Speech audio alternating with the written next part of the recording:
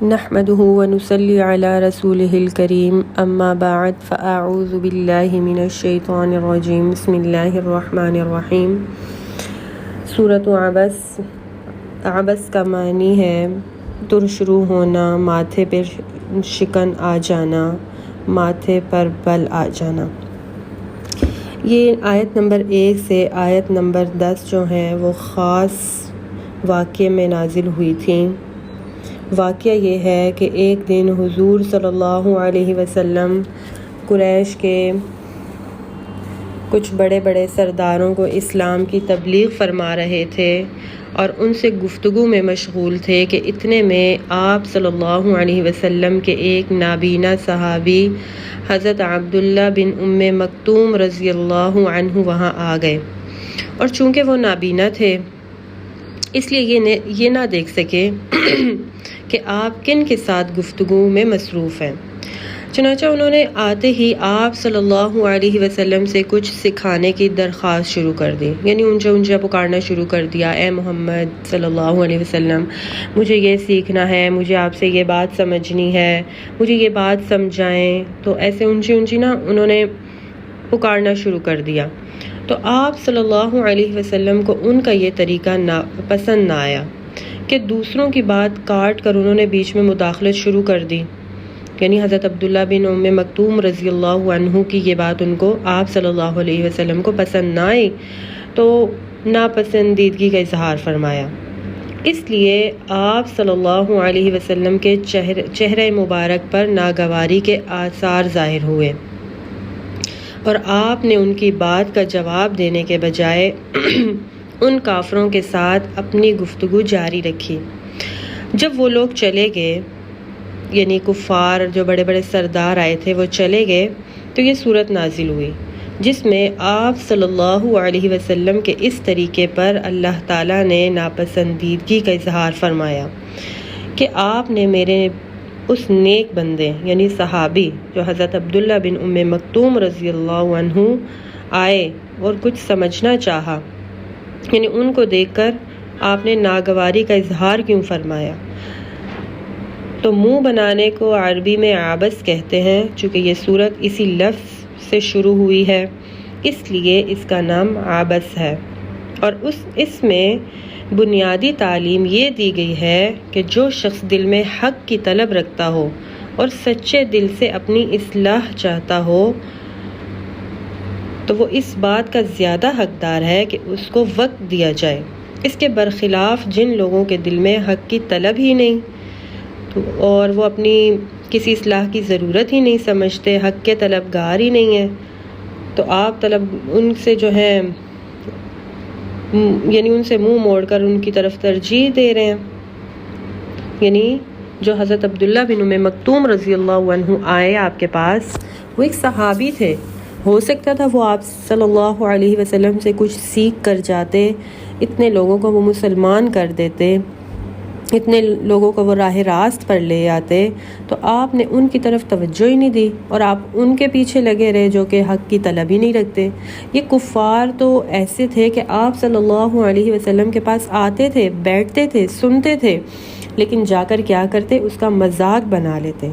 کیوں؟ یہ دل میں حق کی طلب نہیں رکھتے تھے، سننے اور سمجھنے قبول کرنے کی نیت سے یہ نہیں آتے تھے، جسٹ آتے، بیٹھتے، سنتے، جا کر اس کا مذاق بنا لیتے۔ تو آپ صلی اللہ علیہ وسلم کی اس ناپسندیدگی کے اظہار کو اللہ نے جو ہے ناپسند فرمایا، اور اس کے بارے میں یہ پہلی 10 آیات نازل فرمائیں۔ کیا فرمایا؟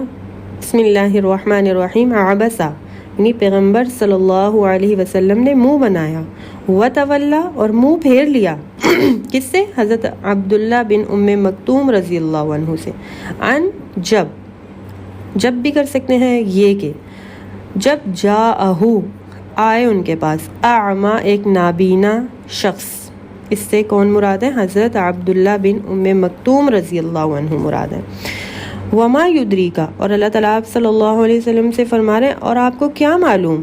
وما اور کیا، یدریکا آپ کو معلوم، لعلہ شاید کہ وہ یزکا پاکی حاصل کر لیتے، یعنی آپ کو کیا معلوم کہ وہ جو آپ سے سیکھنے آئے تھے وہ سیکھ کر جاتے، اس سے کتنے لوگوں کو فائدہ ہوتا۔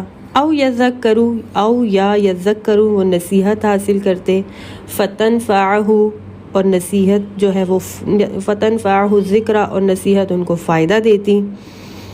اما بہرحال من استغنا، جو بے پرواہ ہے، یعنی وہ جو کفار لوگ آئے تھے آپ کے پاس، وہ حق کی طلب لے کر نہیں آئے تھے، وہ بے پرواہی سے سنتے تھے، بے پرواہی یعنی بے پرواہی کا مظاہرہ کرتے تھے، فأنت لہ تصدی، اور آپ ان کے پیچھے پڑے ہوئے ہیں، یعنی آپ وہ شخص جو آپ سے لاپرواہی دکھا رہا ہے، فأنت، پس آپ لہو، اس کے تصدی، پیچھے پڑے ہوئے ہیں۔ وما علیک، اور نہیں ہے علیک، آپ پر، اللہ یہ کہ یزکا، وہ پاکی حاصل کریں، یعنی کہ آپ کی ذمہ داری نہیں ہے۔ اللہ تعالیٰ آپ صلی اللہ علیہ وسلم سے فرما رہے ہیں کہ ہدایت دینا آپ کا کام نہیں ہے، ہدایت دینا میرا کام ہے، آپ کا کام صرف اسلام کی تبلیغ کرنا ہے۔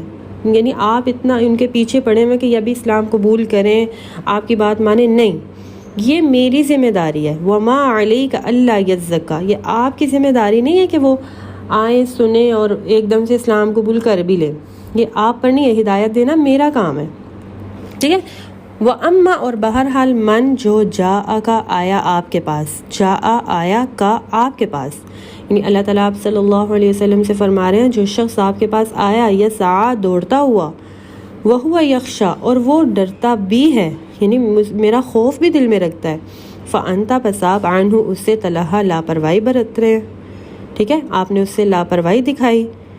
تو یہاں تک جو ہے اللہ تعالیٰ نے حضرت عبداللہ بن ام مکتوم رضی اللہ عنہ کے بارے میں آیات نازل فرمائی، ٹھیک ہے، تو ان کے بارے میں فرمایا وہ ایک سچے صحابی ہیں، آپ کو ان سے ایسے نہیں کرنا چاہیے تھا، اور جو کفار تھے، یعنی آپ کو حضرت عبداللہ بن ام مکتوم رضی اللہ عنہ کی بات پہلے سننی چاہیے تھی، کیونکہ وہ حق کی طلب لے کر آئے تھے، جبکہ یہ کفار لوگ جو ہیں یہ حق کی طلب نہیں رکھتے دل میں، ٹھیک ہے، ان کی بات کو اتنی ترجیح نہیں دینی چاہیے تھی جتنی ترجیح آپ کو حضرت عبداللہ بن ام مکتوم رضی اللہ عنہ کی بات کو دینی چاہیے تھی۔ آگے جو آیات ہیں وہ قرآن پاک کے بارے میں ہیں۔ کلا، ہرگز نہیں، انہا، بے شک وہ، یعنی قرآن پاک، تذکرہ، ایک نصیحت ہے، فمن، پس جو، شاء، چاہے، ذکرہ، اس کو یاد کر لے۔ ایک معنی جو ہے اس کا یہ کر سکتے ہیں، دوسرا میننگ یہ کر سکتے ہیں کہ اس میں جتنے اعمال ہیں اس پر عمل کریں، جو چاہے تو اس پر عمل کریں، ٹھیک ہے۔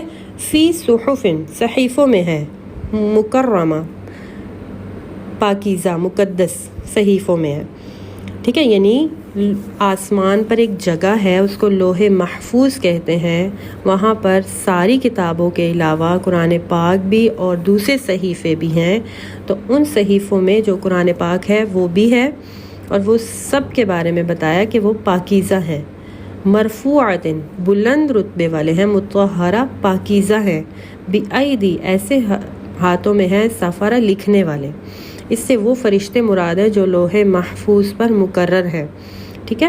اب وہ فرشتوں کے بارے میں بتایا، وہ کیسے ہیں، کرام، بڑے معزز رتبے والے ہیں، برارہ، بہت نیک ہیں۔ آگے انسان کی زندگی کے بارے میں ایک شارٹ سا خلاصہ بتایا، مختصر سا خلاصہ بتایا، قتلا، مار ہو، انسان، اس انسان پر، ما اکفرہ، جو ناشکری کرتا ہے۔ تو اللہ تعالیٰ فرما رہے ہیں کہ وہ کس بات کی ناشکری کرتا ہے، کہ وہ اپنی ذات میں تو غور کرے، من ای شیء خلقہ، کہ میں نے اس کو کس چیز سے پیدا کیا، من سے، ای کس، شیء چیز، خلقہ پیدا کیا، کہ میں نے اس کو کس سے پیدا کیا، اپنی ذات پر تو غور کرے، یعنی اگر ہم اپنی ذات پر غور کریں تو اللہ کا ہم بہت شکر گزار بن سکتے ہیں، ٹھیک ہے۔ تو اللہ بھی ہماری توجہ اس طرف دلا رہے ہیں کہ پہلے اپنی ذات پر تو غور کرے کہ میں نے اس کو پیدا کس چیز سے کیا ہے، من نطفۃ، ایک بوند سے، ایک نطفے سے، خلقہ، اس کو پیدا کیا، فقدرہ، پھر اس کو بالکل ٹھیک بنایا، یعنی ماں کے پیٹ میں دیکھیں اعضاء کتنے ٹھیک بنائے، کسی جو ہے جسم کے حصے کو اپنی ترتیب یا اندازے سے بالکل ٹھیک بنایا، کوئی چیز کم زیادہ نہیں بنائی، تو فقدرہ کا مطلب یہ ہے. دوسرا میننگ اس کا یہ ہے کہ ماں کے پیٹ میں اس کی تقدیر طے کر دی. ٹھیک ہے، تو اسی لیے فرمایا من نطفۃ، نطفے سے پیدا کیا، من نطفۃ، نطفے سے خلقہ، اس کو پیدا کیا، فقدرہ، اس کا مقدر طے فرمایا. ثم السبیل، پھر راستہ، یسرہ، آسان کیا اس کا. ٹھیک ہے، اس کا بھی ایک میننگ یہ ہے کہ ماں کے پیٹ سے دنیا میں آنے کا راستہ آسان فرمایا. دوسرا میننگ یہ کر سکتے ہیں کہ دنیا میں اس کے لیے سارے راستے آسان فرمائے، ساری سہولتیں میسر فرمائیں. ٹھیک ہے، تو دو میننگ میں سے کوئی بھی آپ کر سکتے ہیں. ثم، پھر اماتہ، اس کو موت دی، فاقبرہ، اس کو قبر تک پہنچایا. ثم، پھر اذا، جب، شاء، چاہے گا، انشرہ، اس کو اٹھائے گا.